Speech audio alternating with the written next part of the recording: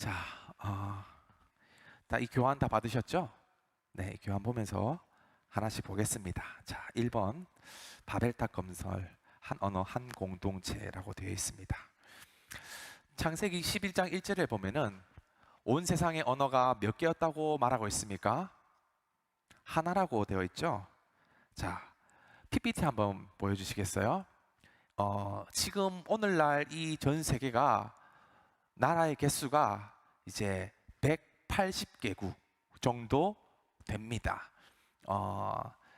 이제 이 기준은 유엔에서 정한 건데요. 북한이나 뭐 대만을 국가로 인정하냐 안 하냐에 따라서 이 개수는 좀 차이가 있어요. 그래서 좀 넓게 보면은 200개 정도의 나라가 이 세상에 존재합니다. 자, 그렇다면은 이 세상에 존재하는 언어의 개수는 몇 개일까요? 200개일까요? 그렇지 않습니다. 이 세상의 언어의 개수는 7천여 개 이상입니다. 7천 개도 적게 잡은 거예요. 왜냐하면 소수민족들이 쓰는 언어가 지금도 점점 사라지고 있습니다. 한 10명 쓰는 언어, 한 30명 쓰는 언어가 있는데 그 사람들 다 죽으면은 그 언어가 소멸되는 거예요. 원래는 훨씬 더 많았지만 오늘날에는 많이 줄어서 7천여 개가 됩니다. 우리나라는 언어가 한국어 하나밖에 없죠. 그런데 이게 이상한 거고요. 보통은 한 나라에 여러 언어를 쓰는 것이 사실 더 일반적이에요. 일본에는 말이 몇 개인지 아십니까? 일본 말은 세 가지입니다. 일본어가 있고, 저기 이제 그 북해도, 홋카이도에 사는 이누이트족이 또 말이 따로 있고요. 또 남쪽으로 오키나와 아시죠? 오키나와 원주민들이 쓰는 오키나와가 따로 있습니다. 그래서 일본어만 해도 세 종류입니다. 중국은 우리가 이제 중국어 하나라고 여기지만 다 이 소수민족도 많고 지방마다 다 언어가 달라요. 광둥어도 있고 또 그 티베트 사람들이 쓰는 말도 있고 12개가 됩니다. 중국말만 해도. 러시아 언어가 몇 가지인지 아십니까? 러시아어 하나밖에 없다고 여기지만 러시아 말만 32개입니다. 왜냐? 너무 넓은 영토에 수많은 족속들이 다 함께 있기 때문입니다. 그래서 언어는 아주 이렇게 수천 가지의 언어가 있는데 원래 언어가 성경에서 몇 개라고 나옵니까? 원래는 하나였다. 그런데 왜 이렇게 언어가 많이 이렇게 분리됐을까요? 오늘 읽은 창세기 11장의 사건 때문입니다. 이때 이 사건 때문에 언어가 많아지게 된 거예요. 이 사건만 아니었으면 우리 영어 배워야 된다, 안 배워야 된다? 영어 배울 필요 없었습니다. 여러분 영어가 힘드시다면은 이 창세기 11장의 사람들을 욕하시면 됩니다. 자, 지금은 이 수천 가지의 언어를 하나로 통일하려는 이 시도가 있습니다. 그래서 스마트폰만 꺼내들면은 어떻게 됩니까? 다 번역을 해주는 시대입니다.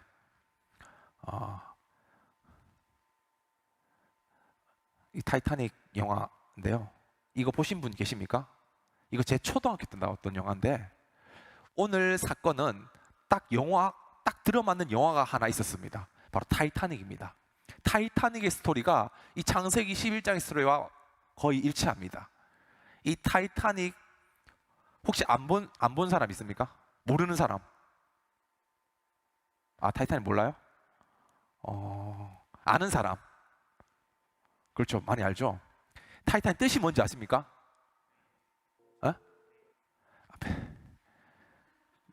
미닝이 뭘까요? 미닝. 타이탄, 강하다인데 강하다. 타이탄은 강하다는 뜻이에요. 이 배가 이 세상에서 가장 강력한 배라고 자랑을 했습니다. 가장 빠르고 가장 크고 가장 단단하고 가장 좋은 배가 바로 그 당시에 타이타닉이라고 이름을 지음으로써 자랑을 한 것입니다.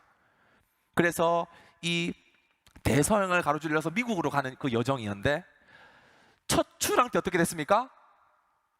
이렇게 됐습니다.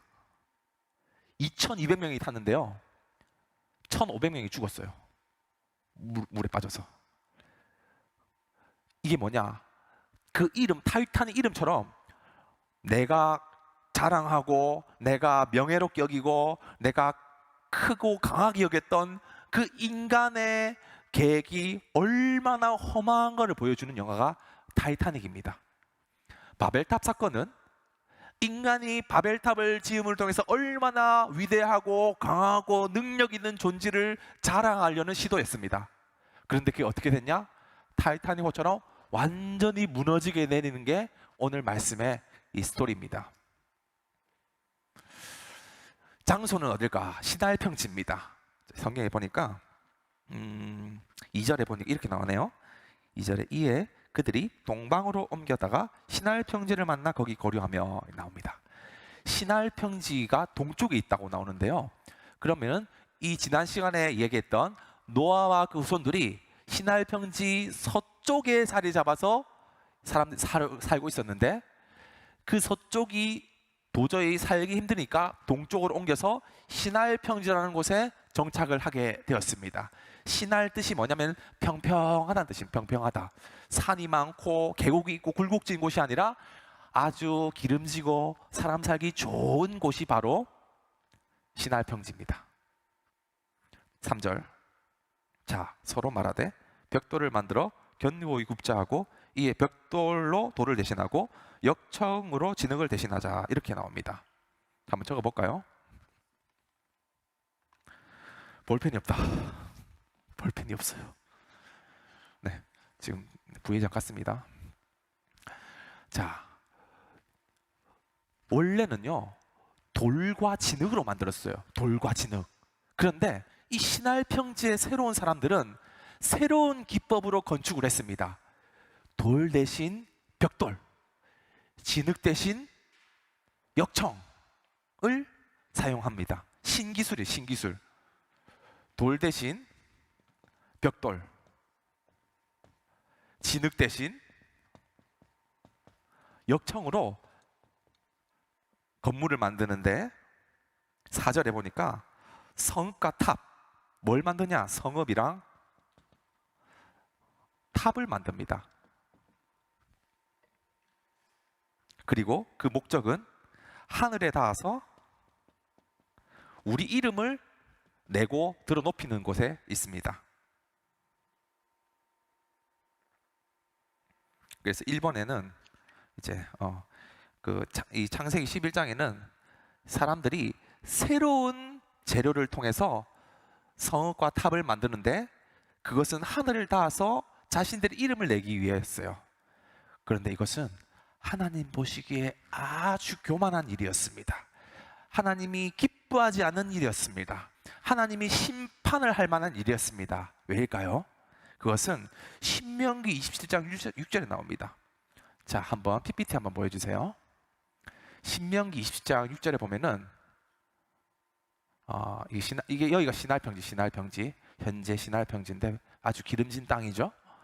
여기 사람들이 이제 벽돌로 진흙, 역청으로 만드는데 신명기 27장 6절에 이렇게 나옵니다. 같이 한번 읽어볼까요? 시작. 너는 다듬지 않은 돌로 내 하나님 여호와의 제단을 쌓고, 여기까지. 하나님의 제단을 쌓을 때 딱 재료를 정해줬습니다. 어떤 돌입니까? 벽돌입니까? 자연 그대로의 돌입니까?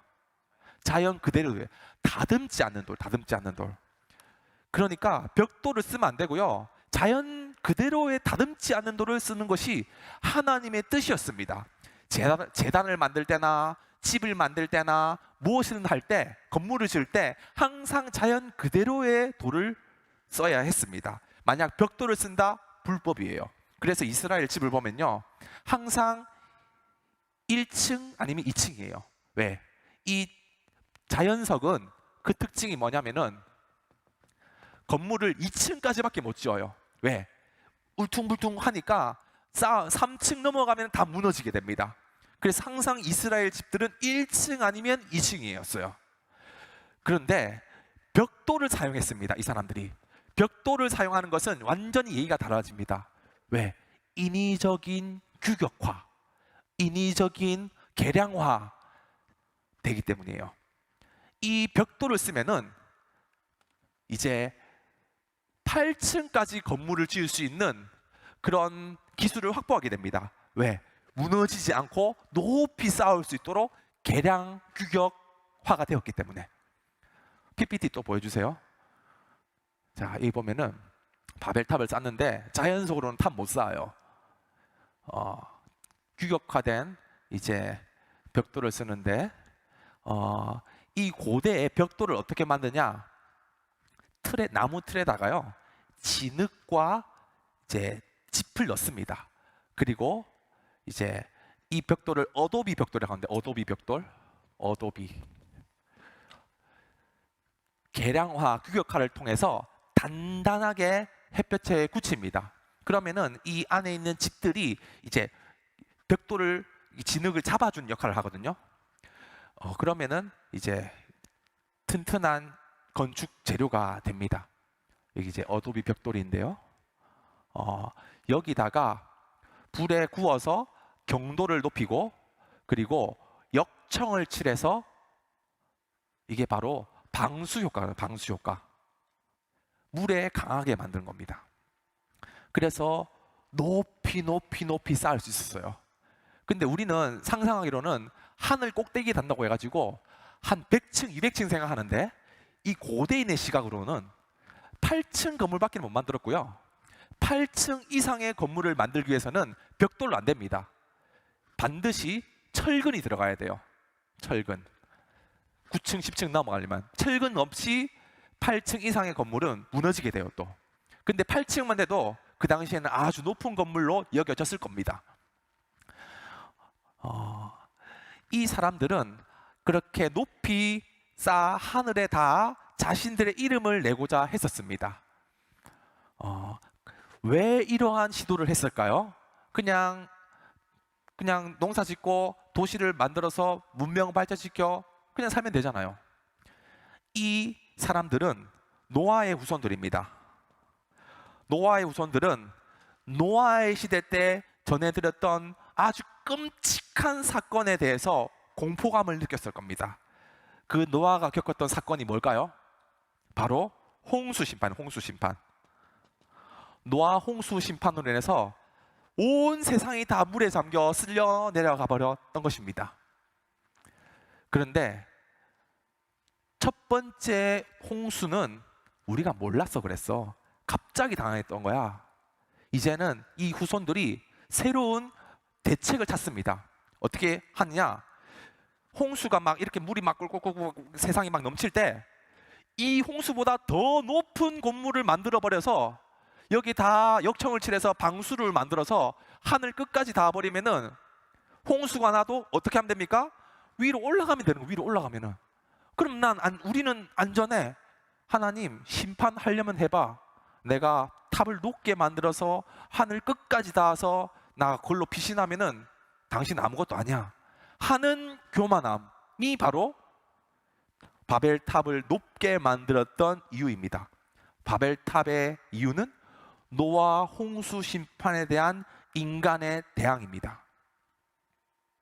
하나님께서는 아담의 후손들이 부패하고 패역한 걸 보고 심판하셨습니다. 홍수로.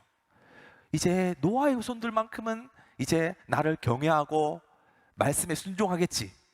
근데 어떻게 됐을까요? 똑같이 범죄하는 아주 교만한 인류에 불과했었습니다. 하나님께서는 노아를 통해서, 아담을 통해서 새로운 세상을 원하셨지만 번번이 실패하셨습니다. 똑같이 범죄하는 것이 그들의 모습이었습니다. 자, 그 다음 교환의 2번입니다. 노아 후손들의 결과. 이렇게 교만한 시도 가운데 하나님께서는 조치하셨습니다. 자, 보면은 5절에 보니까 여호와께서 사람들이 건설하는 성읍과 탑을 보려고 내려오셨더라. 그리고 6절에 여호와께서 이르시되 이 무리가 한 족속이고 언어도 하나고 이렇게 시작했으니 이후로는 그들이 하는 일을 막을 수가 없다. 7절에 내려가서 우리가 그들의 언어를 혼잡하게 하고 알아듣지 못하게 하자. 8절에 지면에 흩어져서 그 도시를 건설하기 그쳤다. 9절에 그 이름을 바벨이라 하고 여호와께서는 온 땅의 언어를 혼잡하게 하셨습니다. 여호와께서 거기서 온 지면에 흩으셨더라. 오늘 설교 제목이 바벨이죠. 바벨탑. 바벨 뜻이 뭘까요? 바벨의 뜻은 혼잡하다는 뜻, 혼잡하다. 언어를 혼잡하게 만들었었어요. 왜냐하면 하나님께서 이 저번 주에 홍수 심판하면서 무지개 언약을 체결해 주셨어요. 무지개 언약. 무지개 언약의 주요 골자가 무엇입니까? 내가 다시는 너희를 물로 심판하지 않을 것이다 하며 하나님의 긍휼을 보여주셨습니다. 그런데 끝나고 바로 또 물로 심판하면 안 되니까 언어를 흩으심으로 그들의 계획을 막으셨습니다. 그래서 혼잡하다, 바벨, 이러한 그 사건이 펼쳐지게 되었어요. 그래서 각 흩어져서 자기들의 알아들을 수 없는 말로 사람들이 이제 나아가니 이제 그 결과가 이제 모든 인간의 교만함들이 이제 해결 이제 되었습니다. 그래서 이 노아의 후손들은 하나님을 대적하는 이 교만을 바벨탑을 쌓는 것을 통해 펼쳤지만 하나님께서는 언어를 흩으심으로 그들의 계획을 이제 흩으셨다는 거예요. 그러면은 이렇게 사람들이 흩어져서 각자 제갈 길로 가는 이 계획이 그냥 하나님의 뜻인가? 이게 하나님 기뻐하시는 일인가? 하나님은 회복하기를 원하시는 하나님이셨습니다. 사도행전 2장 6절에서 8절 보겠습니다. 자, 3번이에요. PPT 한번 보여주시겠어요? 자, PPT에 보면은 신약 성경 사도행전에 보면은 지금 바벨탑에 흩으신 사건인데요. 지금은 온 바벨탑의 이 심판으로 인해서 온 세상의 언어가 흩어져 있지만 이 사도행전에 보면은 오순절이요. 예수님을 믿는 제자들이 함께 모여서 뜨겁게 기도하고 있을 때 성령께서 임하셨습니다. 그러면서 어떤 열성이 나타났냐 보면은 그런데 이런 소리가 나자 많은 사람이 모였는데 각자 자기들의 언어로 제자들이 말하는 것을 듣고 어안이 벙벙해졌습니다. 그들은 놀라 이상하게 여기며 말했습니다. 지금 말하고 있는 이 사람을 모두 갈릴리 사람들 아닙니까? 그런데 우리가 각자 태어난 곳의 말로 듣고 있으니 어찌 된 일입니까?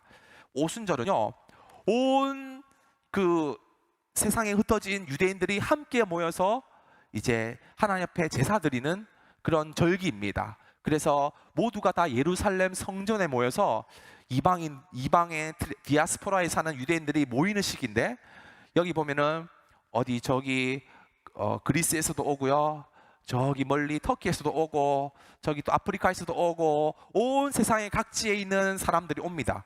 그런데 터키에서 오면 무슨 말 쓸까요? 이스라엘 말 쓸까요? 터키 말 써요. 그리스에서 온 사람들은 그리스 말 씁니다. 이집트에서 온 사람 이집트 말 씁니다. 그럼 대화가 안 되잖아요. 그래서 6절에 보니까 각자 자기들의 언어로 말을 했습니다. 근데 문제는 마지막 8절에 보니까 우리가 각자 태어난 곳의 말로 듣고 있다. 각자 자기의 말을 하지만 다 소통이 되는 겁니다. 오순절은 언어가 다시 하나로 합쳐진 사건입니다. 각자 자기들의 방언으로 말하지만 모두가 다 서로 듣고 소통하고 교제할 수 있는 그런 세상이 오순절날 임하게 된 것입니다. 이것은 곧 우리가 천국, 하나님 나라에서의 모습을 미리 보여주는 예고편과 같았습니다. 우리가 천국 가면은 예수님 믿는 미국 사람 어떻게 말할 거예요? 예수님 믿는 중국 사람 있으면 어떻게 얘기할 겁니까? 그때는 다시 말이 하나가 되는 것입니다. 이 땅에서는 7,000개, 8,000개의 수많은 언어가 펼쳐졌지만 하나님 나라에서는 모두가 다 한 언어로 소통하게 될 것입니다. 그리고 오순절은 그러한 모습을 미리 보여주는 예고편이었습니다. 하나님께서는 그 나라 가운데 서로 아름답게 교제하는 그런 삶을 우리에게 주실 것입니다. 자, 요한계시록 이제 21장 1절 2절을 한번 보겠습니다. 여기 보면 요한계시록의 21장은 우리가 장차갈 새하늘과 새 땅, 천국을 묘사하고 있는데요. 보면은 내가 새하늘과 새 땅을 보니 처음 하늘과 처음 땅이 없어졌고 바다도 다시 있지 않더라. 내가 보매 거룩한 성 새 예루살렘이 하나님께로부터 하늘에서 내려오니 그 준비한 것이 신부가 남편을 위하여 단장한 것 같더라. 마지막 우리 예수님께서 재림하실 날에는요, 몸만 오시지 않습니다. 신랑은 항상 지창금을 가지고 옵니다. 지창금은 이제 우리나라에서도 이제 남자가 집을 한 채 해온다는 그런 전통적인 관습이 있죠. 이스라엘도 비슷합니다. 집을 한 채 해오세요. 그게 뭐냐? 거룩한 성 새 예루살렘이 하나님께로부터 하늘에서 내려오니. 그래서 하나님께서는 우리에게 거룩한 성 새 예루살렘을 내려다 주십니다. 거룩한 성 새 예루살렘 하늘에서 내려옵니다. 그런데 인간은 어떤 시도를 합니까? 땅에서 바벨탑을 쌓아 하늘에 올리려고 합니다. 인간은 항상 땅에서 땅의 것들로 하늘을 대적하려는 시도를 합니다. 이게 바벨탑이었습니다. 하지만 하나님께서는 하늘에서 거룩한 새 예루살렘 성을 내려주십니다. 반대죠. 인간의 시도는 항상 실패하지만 하나님의 이 계획은 항상 신실하게 성취되는 것이었습니다. 예수님께서는 우리에게 새로운 성 새 예루살렘을 주시길 원하십니다. 그 대문에 딱 이렇게 이름이 있습니다. 누구 이름일까요? 여러분들의 이름이 기록되어 있을 겁니다. 얼마나 우리 대한민국 집값이 비쌉니까? 우리 믿는 사람 걱정할 필요 없어요. 예수님이 집 한 채 다 지금 준비해 주셨습니다. 그 집이 무슨 집이냐? 거룩한 성 새 예루살렘. 네. 그 집에 들어가기를 원하십니까? 아멘. 네. 그래서 바벨탑은 무너졌지만 하나님께서는 더 좋은 집을 우리에게 예비해 주셨다. 자, 마지막 4번 이제 결론입니다. 하나님에 대한 창세기 12장 1절 PPT 한번 보여주세요. 자, 그럼 이제 우리 보고 어떡하라는 얘기냐? 적용점. 이 말씀의 적용점. 자, 성경에 보면은 창세기 11장 다음에는 창세기 12장이죠. 창세기 12장 1절이 바로 하나님이 이 바벨탑 사건에 대한 해결책이었습니다. 같이 한번 읽어볼까요? 자, 시작. 여호와께서 아브라함에게 이르시되 너는 고향과 친척과 아버지의 집을 떠나 내가 내게 보여줄 땅으로 가라. 여러분 생각해 보십시오. 바벨탑 사건 다음에 왜 생뚱맞게 아브라함 이야기가 나올까요? 전혀 결이 안 맞습니다. 그런데 이거는 정확하게 이어지는 스토리입니다. 바벨탑을 향한 하나님의 대안은 아브라함이었습니다. 원 퍼슨입니다. 여러분, 이 시대도 바벨탑과 같이 혼잡한 시대입니다. 어지러운 시대입니다. 질서가 무너지는 시대입니다. 이 혼탁한 시대 가운데서도 항상 하나님의 대안은 한 사람에게 있습니다. 이 아브라함을 통해서 하나님은 아담도 실패했고 노아도 실패했지만 아브라함을 통해서 새로운 인류를 보여주시기를 계획하셨습니다. 그래서 이 아브라함은 열국의 아버지라는 별명을 얻게 되었습니다. 이 아브라함이 바랄 수 없는 중에 바라고 갈 바를 알지 못하는 그 가운데 순종하며 본토 친척 아비 집을 떠나 내게 지시한 땅으로 나아갔던 인물입니다. 사람들은 다 안주했습니다. 자신들의 컴포트 존 안에서 벗어나기를 두려워했습니다. 하지만 하나님께서는 아브라함에게 임하셨습니다. 너는 가라, 내가 지시한 땅으로 나아가라 했을 때 다 거부했지만 아브라함은 순종했습니다. 그래서 하나님께서는 그를 통하여서 놀라운 일을 보여주셨습니다. 하나님에 대한은 언제나 한 사람에게 있다는 것입니다. 그래서 이제 아브라함을 통해서 어떻게 하나님 나라가 이루어가는지를 또 보여주게 될 것입니다. 자, 적용입니다. 우리는 이 땅이 바벨탑과 같은 이 시대와 같음을 기억해야 합니다. 서로 하나님을 경외하기보다도 나의 교만함을 자랑하는 것이 더 빠른 시대가 오늘날의 시대입니다. 하나님을 대적하고 하나님을 멸시하며 하나님 없이도 내 힘으로 살 수 있다고 여기는 이 시대 가운데 하나님께서는 우리를 부르셨습니다. 아브라함과 같이 부르셨습니다. 우리는 순종하며 나아갈 때 하나님께서는 그 아브라함을 통해서 했던 그 일들을 동일하게 우리에게 보여 주실 것입니다. 근데 그것은 편안한 상황에서 되는 것이 아닙니다. 본토 친척 아비 집을 떠나는 것이었습니다. 그것은 내가 가장 소중하게 여겼던 것, 사람들이 기뻐하고 좋아할 만한 그런 것들을 포기하고 주의 말씀 가운데 아멘하며 순종하는 그러한 믿음이 있었던 것입니다. 여러분들 이 시대도 동일합니다. 여러분들 아브라함처럼 하나님께서 불러주셨습니다. 이 예배 자리 가운데, 또 여러분이 처한 어떤 특수한 환경 가운데 하나님은 말씀하십니다. 나아가라, 순종하며 나아가라 했을 때, 아, 여기가 편한데요? 여기가 기쁜데요? 말씀 가운데 순종하며 나아갈 때 놀라운 은혜가 펼쳐지게 될 것입니다. 여러분, 여러분들은 이곳에 모인 것만으로도 아브라함처럼 부르심을 받은 자들입니다. 내 힘으로, 내 결정으로 왔다고 여기지만 이곳에 인도한 분은 하나님이십니다. 여러분들, 하나님께서 아브라함처럼 귀하게 쓰실 하나님의 사람들인 줄로 믿습니다. 아멘입니까? 그래서 바벨, 혼탁한 세상에서 빛 가운데로 걸어가는 그런 믿음의 사람들로 여러분들 쓰임 받을 줄로 믿고 함께 믿음으로 나아가길 소망합니다. 아멘.